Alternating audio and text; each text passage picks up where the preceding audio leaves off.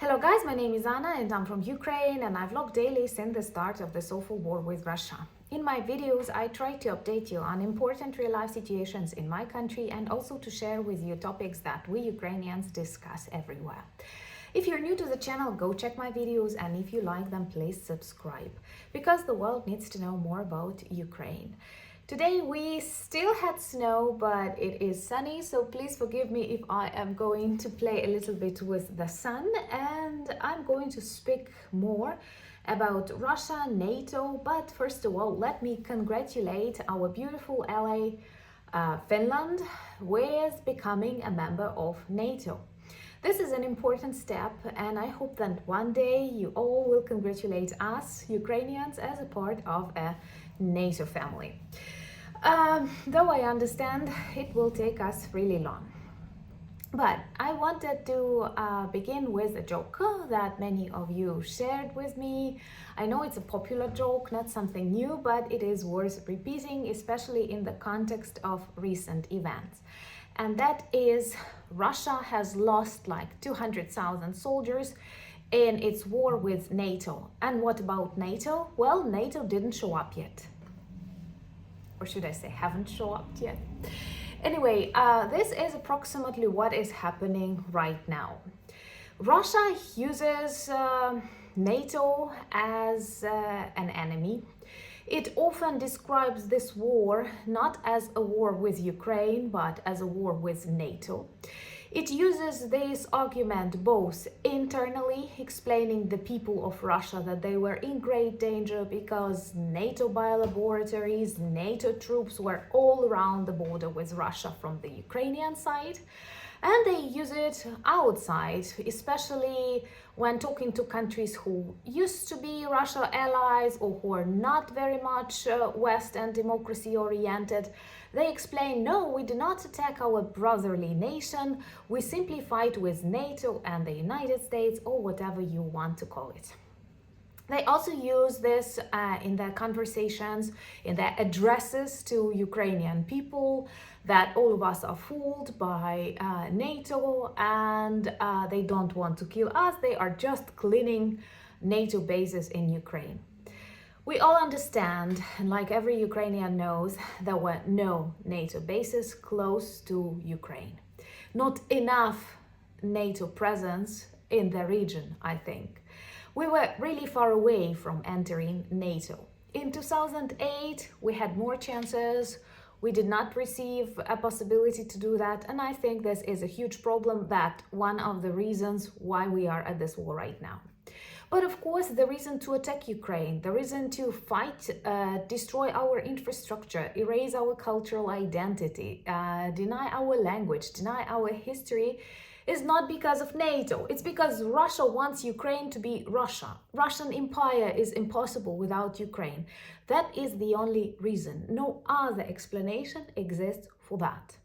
They use NATO as an umbrella to hide their negative attitudes towards everything democratic and free. So it goes without saying that Russia understands it's not fighting with NATO. It's fighting with Ukraine. Now, I cannot, of course, we are extremely grateful to our allies, to the support that they give us, and I do understand that many of the weapons we have because of NATO.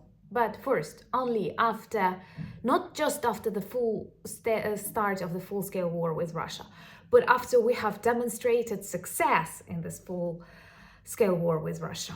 Also, these weapons are not given to us directly by an alliance, which is very neutral to some extent. It is given by countries who are members of NATO. Of course, they have these weapons because they are members of NATO, but it is not NATO who gives something to Ukraine. It is our allies, like Britain, for example. And what is understandable that NATO as an alliance, as a military force, does not fight in this war. Because if they did, like, Russia would be a desert already. Radioactive desert, as they used to speak about Ukraine or anything else. So they haven't even started yet, and Russia is losing. But another important thing that demonstrates all this primitive propaganda, primitive ideologies that stands behind Russia is actually the fact that Finland has just joined NATO. And what do we have? No real reaction. The border, Russian border with a NATO country grew like 1,000 kilometers longer. So if they were describing that this is a war against NATO, why are they so calm and neutral? Because they do understand they cannot fight with NATO. I believe many of them understand now that it is not the way to fight with Ukraine even. They were creating this image of a really strong country. They were creating this image of the second army in the world.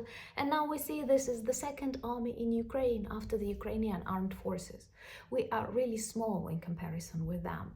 We do not have these storages of old Soviet weapons that still shoot. And we are able to withstand for more than a year.